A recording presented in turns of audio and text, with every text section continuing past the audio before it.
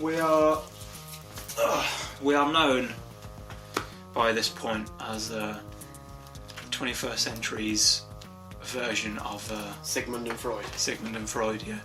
The famous psychology pairs. Yeah. Who in the 20s would actually, on their podcast, they would sort of take in emails and give advice out in a segment that they back then called Dear Sigmund and Freud. Now, it's the 21st century. It's not the 20s anymore. And we've sort of took that concept and ran with it and changed it up a little bit. Jazzed it up In a segment that we like to call Dear Bedside. You can email dearbedside@gmail.com. That email again, please, Matt. dearbedside@gmail.com. Thanks. Cheers. If you have any problems, and we will, sort those out for you. Shall I check the old inbox? Yeah, I think it'd be rude not to. See what we've got. Pick any number from 1 to 300,000. And I'll just go straight for that one. Because that's how many emails we've got. Number 1. Number 1. Okay, let's see. Dear Bedside. Hi there. Alright. Did you get involved? Well, don't. Sorry. Hi, are you going to have some Orangina? I am. I might have some after you. Okay, that's fine. You do a little bit of reading. Cheers. Dear Bedside. Hi, you guys. I've been dating my boyfriend Graham for nearly 18 months. We live together and we are probably going to get married in the near future. Wow. I love him with all of my heart and all of my soul. Aww. Anyway, Graham wants to take me on a 2 to 3 week trip to Nova Scotia in the summer.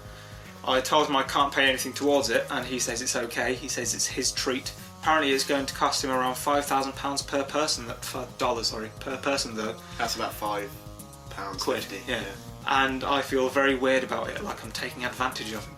He keeps insisting that it's his gift, but I still feel weird. Is that ridiculous? Thanks for the help, Nicola. Right, Nicola. Good question. I'm going to have some Orangina, I feel that. Well, it is a good question. Because, combined, he's spending nearly $10,000 on a trip to Nova Scotia. Now, I've never been to Nova Scotia. I imagine it's not worth. But I cannot imagine it being worth $10,000. No. Depends where they're going from and what they're going to do there. Yeah, what can you do for that much money? Snowboard? So I would assume that Graham is taking her there for other reasons. Obviously, to he can work. We're not going away on holiday here, are we? That's not what's happening. Odd question. Has she ever seen the film Hostel? Check. She has, yeah. She has seen that. Well, in that film, 2 female travellers get sort of abducted. Yeah. Now, I've not seen this film, but I imagine it's pretty good. Yeah, it's probably a cinematic masterpiece. So I'm thinking Graham. He's sort of sick of her.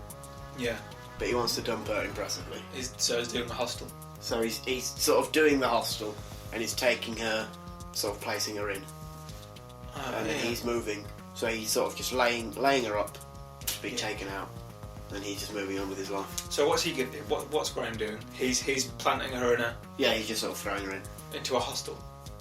Into some kind of torture situation. Do these places exist in the Nova Scotia sort of area? Like I said, I've not been to Nova Scotia, so I cannot comment. Nova Scotia, eh? But I would assume definitely, yeah. Torture pit, eh? That's my... do you like that? Yeah, that was very good. Thanks. Cheers. Was that you? No, that was me just now with my mouth. That wasn't even... Yeah, it was a clip. Well, thanks. Cheers. Yeah, I imagine they exist. So, that's what Graham's doing. I didn't even get that from this email, so I think I'm just as naive and stupid as Nicola. Which is very. Yeah, very. Probably not as naive and stupid as... Well, no. You're not a female. Exactly, so I'm already at the advantage. But I didn't... Yeah, that's a good point. That's a good point. Because $5,000, what can that possibly be going towards? In Nova Scotia. In Nova Scotia. It's got to be a hostel. They charge a lot of money, do they? Yeah, it's sort of like the opposite end of Dignitas. Right, so it is a euthanasia clinic, but... Well, it can be used as a euthanasia clinic for the more adventurous. More of a... Yeah. I wonder where they are in their relationship. Are they there yet? That's what I'm concerned with. Because how long have they... Nearly 18 months. I don't know if torture chambers is really... Where you want to be. Where you want to be yet. You want to take it slow? Yeah, maybe 24 months is your torture chamber. And you're 18 months as well. You know. Doggy?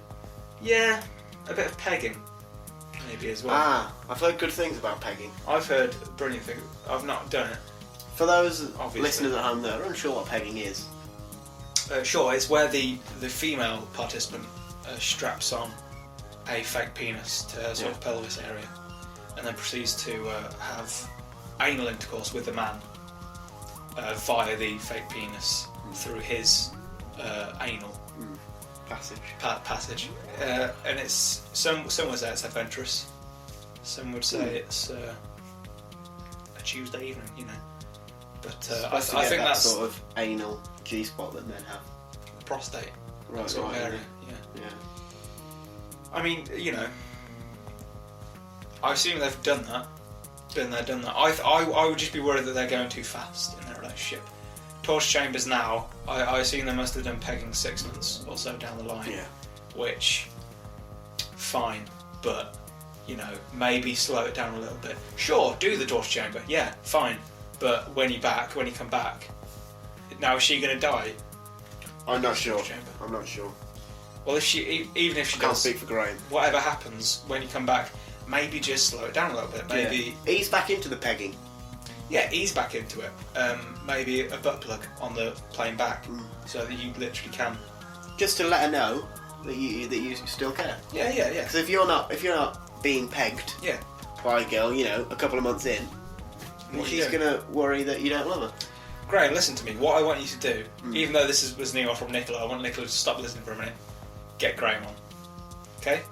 Good. Graham, listen to me. What I want you to do is I want you to take Nicola to a fancy restaurant, then make a scene about the food not being good enough, because she'll be impressed and she will, think that your tastes are very high. You know, your standards are very high. You're classy. You're a classy man. Yeah. Ask to taste the wine. Taste it. Spit it out. Say not good enough. Oxidised, that is. Yeah. Say it's too oxidised. It's corked. It's been out for too long. Yeah.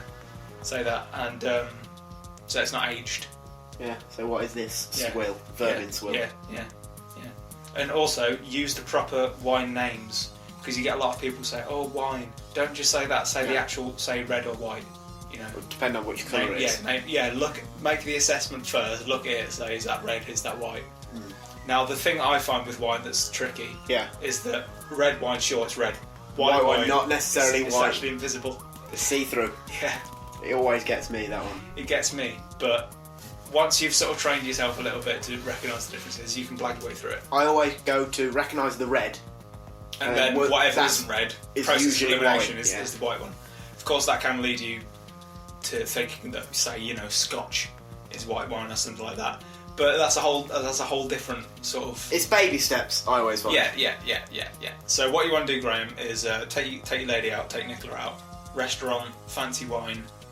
Say it's not good enough. Then maybe if things get a bit stale, back to the hostel. Sure. I don't want them to think that I'm a square, you know. I'm not saying, hey, you know, don't ever go to a torture chamber. Sure, go to a torture chamber, but just make it special. Make it special by not doing it all the time. Exactly, because if your torture chamber becomes every Saturday night, then it's boring. What are you going to do for birthdays and celebrations, anniversaries? Yeah.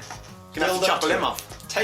Don't necessarily take it too slow. No, still keep constant pegging, I would say. Constant pegging, and also always be doing things that your partner isn't necessarily expecting.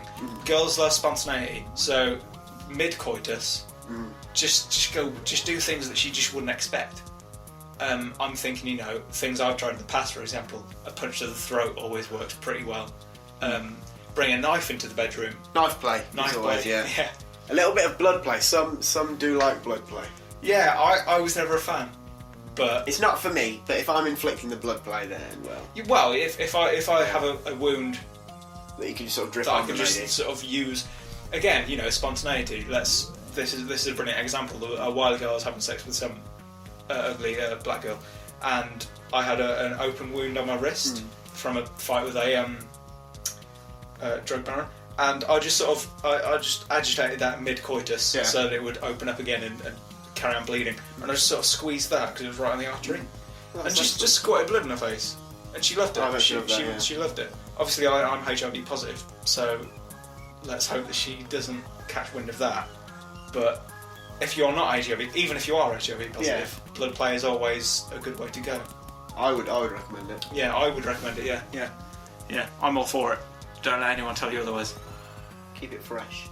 Yeah. It's just relationships. You got to communicate and keep it fresh. Always be communicating. Yeah. Not with her though, with your friends. Yeah, just like and us. Try and outdo each other. Yeah, especially sexually. The thing about a relationship is that it's a competition. Yeah. If you're not winning, you're losing, right? And if you're not winning, she's winning, and you don't want her because you're the man. So you've got to always be winning. ABW. Always be winning. One up every day. So yeah, I hope that's helped, Nicola. Thanks for emailing. Yeah, if you want to have your problems aired on another episode of the Bedside Chronicles, email us at dearbedside@gmail.com.